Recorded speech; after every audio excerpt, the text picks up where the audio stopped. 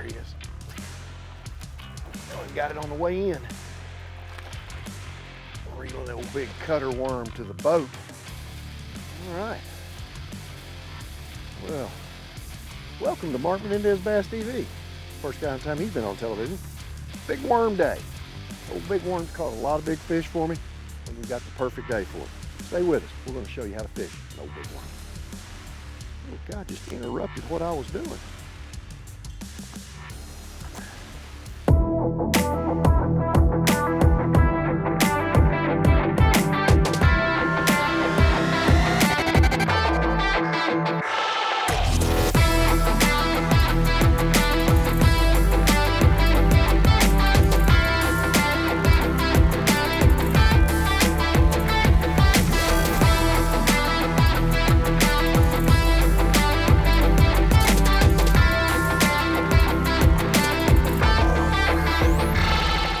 It's officially summertime.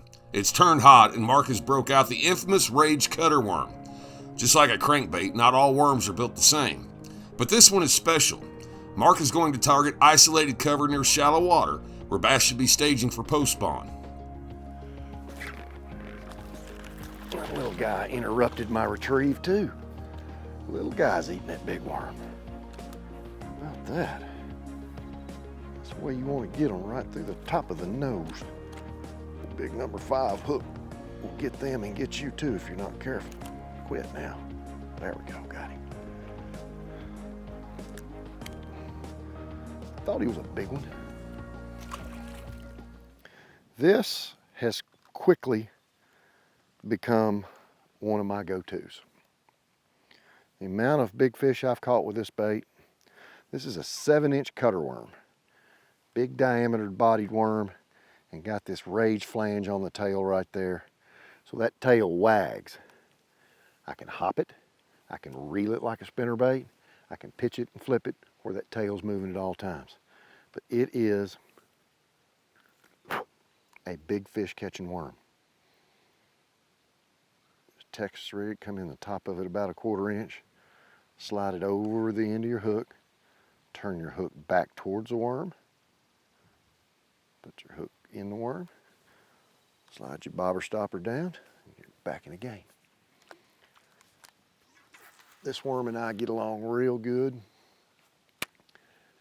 I have had many a check on this one. I had a runner-up finish at Santee last year on the June bug colored one, fishing it around cypress trees, Lake Fork.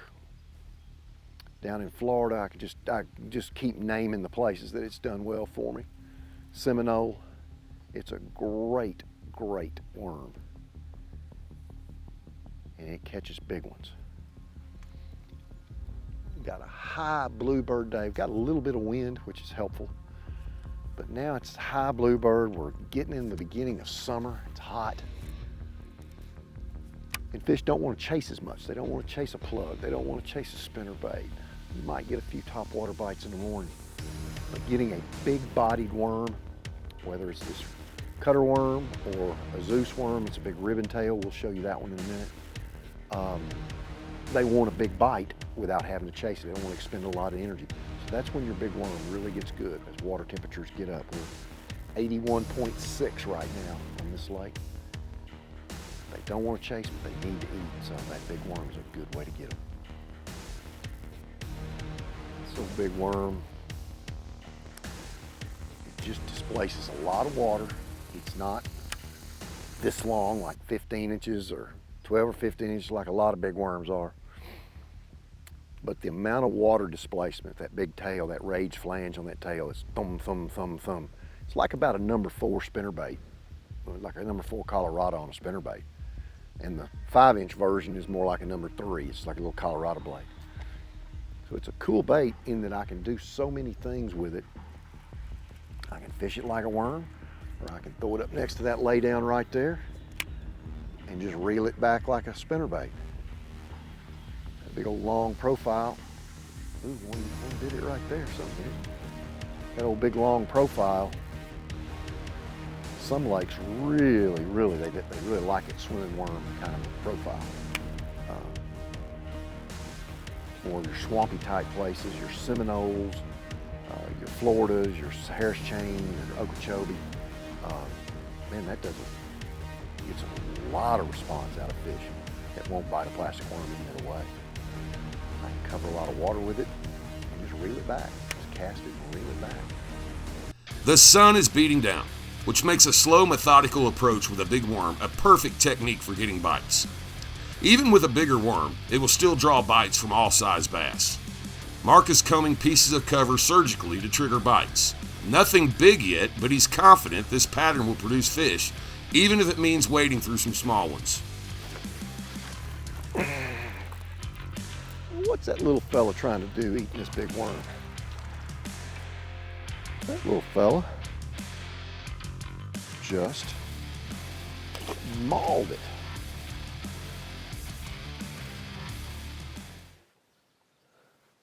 He bit it like he's got some buddies over there on the end of that tree.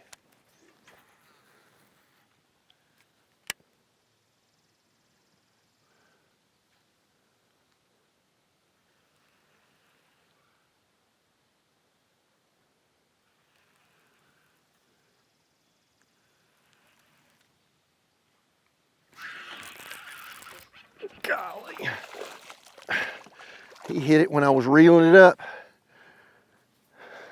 Yeah, that's back-to-back throws. I thought there was another one over there. Come here, fella. I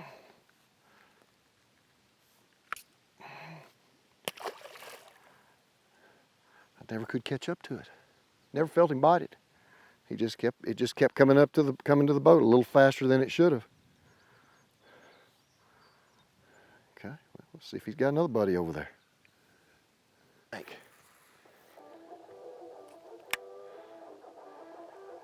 If he one bit it and ran out of there that fast with it, there he is.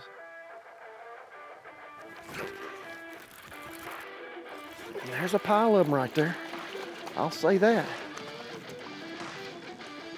There's a pile of them right there. All right, easy there, Junior. That's going to be a big fish one of these days. That's a good, thick, healthy 13.5 incher, but he's a chunk. Big fat job right there. Yeah. All right, here's the advantage of this old big worm. Tore the head of my worm. Not a big deal. Reach up here, pinch a little of it off, start again. By the time I'm done with this worm will end up looking like a big cranapple colored grub. And I can continue to fish with this just by shortening the size of one. Still moves a lot of water, still big profile, and we'll still catch another fish on this cast right here.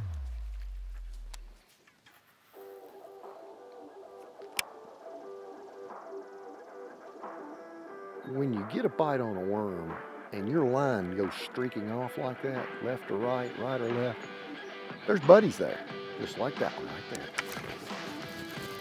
there. And when you got him running, biting and running away, he's trying to keep his Snickers bar away from his buddy. First one that bit it off this tree did the very same thing. He took off and he was gone. That's 5 straight casts in a row. Anytime I notice that line takes off swimming at that rate of speed, there's more around. So I'm going to continue to fish right here. I'm 5 for 5. 5 straight bites, 5 straight casts, 5 fish. Keep making that cast. I've said that many times on the show. Replicate that cast anytime you get a bite.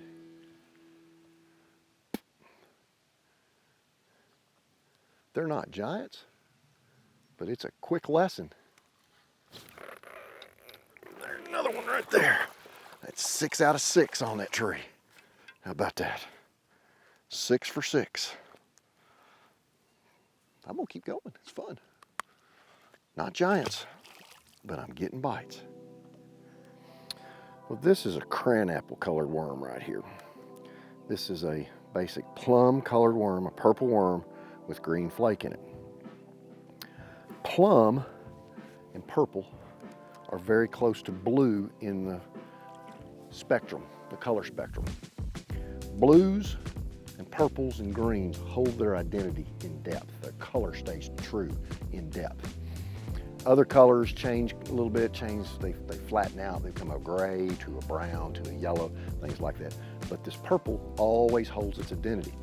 That's why purple is one of my favorites in the summer, because I'm generally fishing at depth. Here in this lake, we don't have really deep water. We've got some 9, 10, 11 foot of water. But I want it to hold its identity. It's a little bit milked up colored water here, and that purple is not overwhelming like a dark black would be. Black would just be a real bold color. This purple's just got a little bit of softness to it, and that's a big key. So in the summertime, plums, cranapples, any of your purples are #1 choices. Don't be scared to go to a blue, a solid blue color, or Okeechobee crawl color. That blue holds its identity 100%. Now in muddy water, how many of you out there have ever caught them on a red shad colored worm? That's what my Zeus worm is a red shad color. And that red with the black married to it. Another one bit my little worm there. There are a passel full of them in that tree.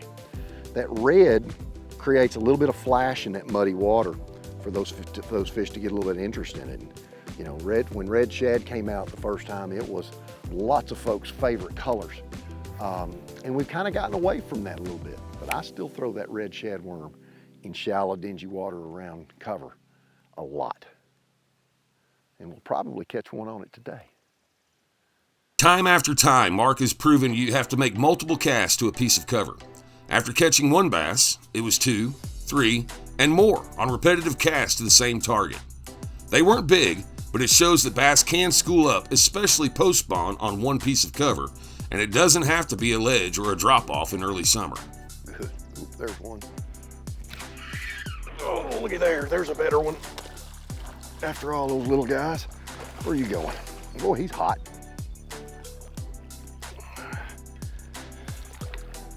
He's about to give up the ghost.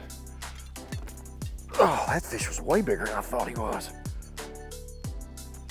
Now here's a perfect example. See how that hook is drilled in the top of his head? That's why I love the old straight shank hook. The old straight shank hook gets them every time. Nice fish right there. That's what old big worm will catch for you. Okay.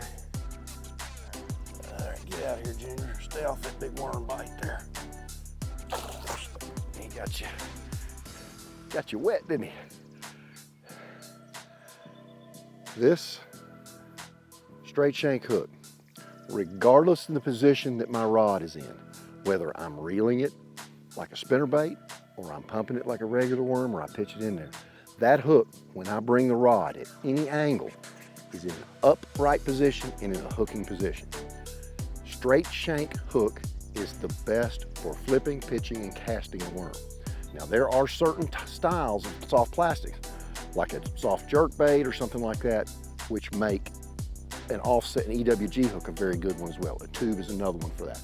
But for me, this one gets my vote.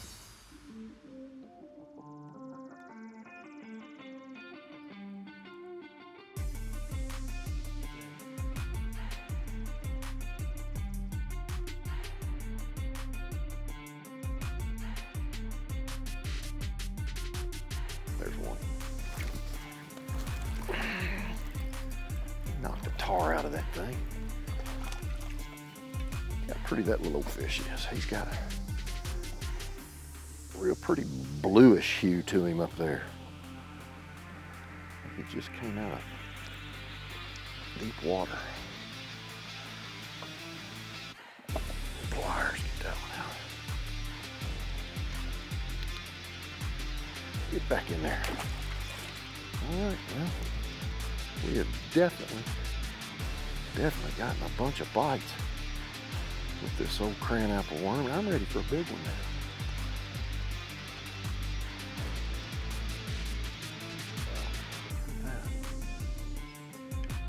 You know, it's a whole system going on here.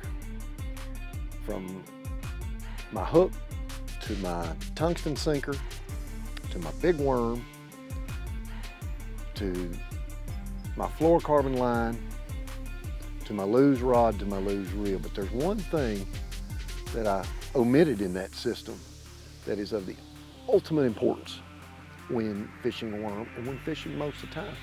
And that's a good pair of optics. These are Strike King S11s. They're in the Cato frame series. And I like a yellow lens. It helps me see greens in the water, helps me see fish, helps me see a little better. But you've got to be able to see your line. Most of these fish that have bit, I've not really felt them, but I've noticed there goes my line. So being able to see my, looks like that one right there. Oh, we got my worm. Got the whole darn thing. Being able to see my line move enables me to get more fish in the boat. Right here, you can't hardly see that, but I'm fishing a lay-down tree right out here in front of the boat that you may be able to see on camera.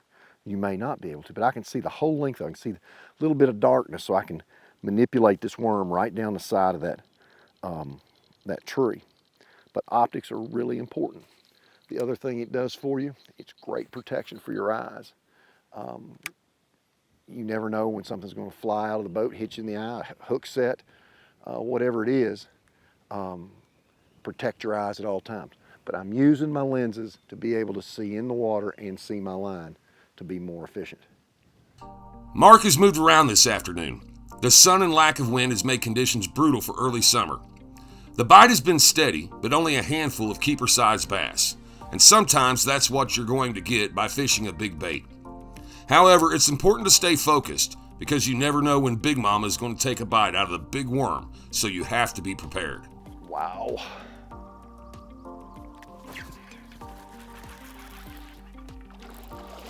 Well, they are biting it and just moving off with it. Have I found another place where there's so many of them?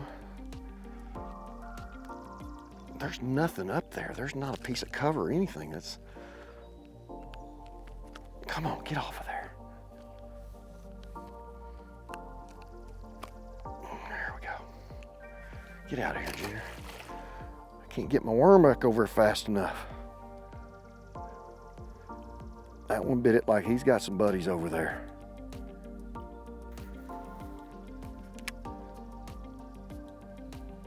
There he is. I mean, again, it's just another place where they're biting it and swimming off. There's no cover there. That old worm's done.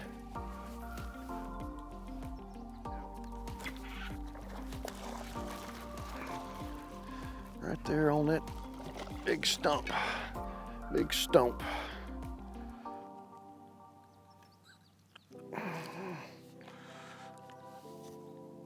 Come out of there. There we go.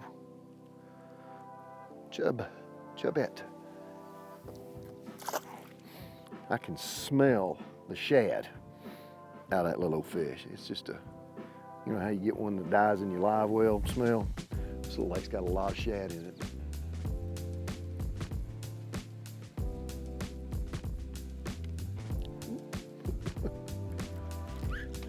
There's a good one.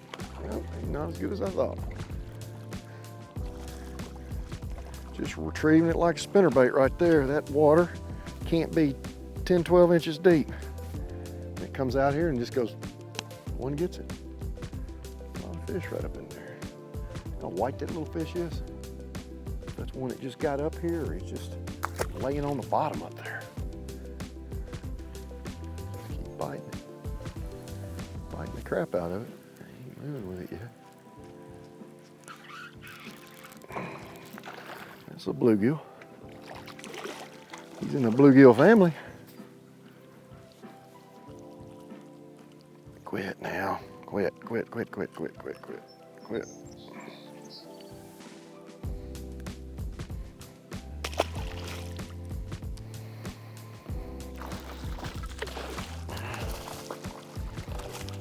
Well, that little fella. I mean, I hopped that worm, and when he hit it, he was upset with it. That's the best worm bite of every worm bite I've had today. the shade of that log, I've made 3 or 4 casts. That's a little chub of a fish. Hey, enjoyed having you here today on Mark Menendez Bass TV, teaching you about fishing this old big cutter worm. I think it's a great way to fish. We caught a lot of bass on today. See you next time for some other adventure on Mark Menendez Bass TV. Well, you'll be big one of these days. Showing you the big worm.